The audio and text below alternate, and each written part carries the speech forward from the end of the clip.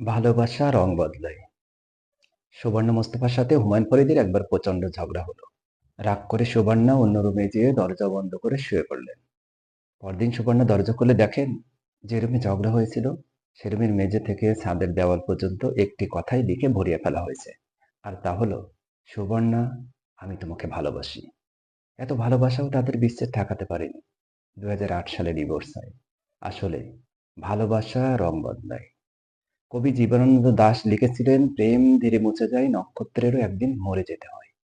সেই জীবনানন্দ দাশকে মাত্র একবার দেখেই বিয়ের পিঁড়িতে বসেন লাবণ্যপ্রভা। সেও একটা সময় পর বুঝতে পারে তার স্বাধীনতা হারিয়ে যাচ্ছে। মুক্তির জন্য ছটপট করতে থাকে। দুর্বিষহ হয়ে ওঠে তাদের জীবন। আসলে প্রেম ধীরে মুছে যায়।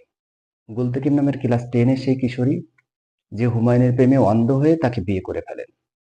বিয়ের পর গুলতেকিম বুঝতে পারেন লেখক হুমায়ুন মানুষ হিসাবে খুবই সাধারণ।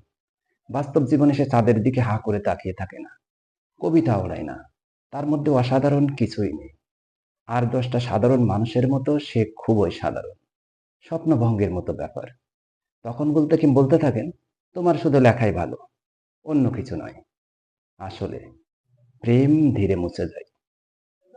নন্দিতা রায়ের বেলাশেষে সিনেমায় এই কঠিন সত্যটিকে অতি সহজভাবে তুলে ধরা হয়েছে।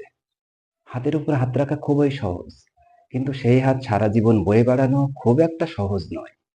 সহজ যে নয় তার কারণ ওই একটাই, ভালোবাসা রং বদলায়। প্রেম ভালোবাসার সহজলভ্যতার এই পৃথিবীতে দুর্লভ দুটি জিনিস হলো মনের মানুষ এবং মানুষের মন। এ দুটোর উপর বিশ্বাস থাকা ভালো এবং উচিতও বটে, তবে শুধুমাত্র নিজের মাঝে। এ দুটি নিয়ে অতি উৎসাহী হয়ে বড়াই করা ঠিক নয়। কারণ হাওয়ার দিক পরিবর্তন হয়ে কখন যে কোন দিকে চলে যায় বলা মুশকিল। হোক সেটা প্রকৃতির হাওয়া কিংবা মনের হাওয়া। কারণ ভালোবাসা রং বদলায়।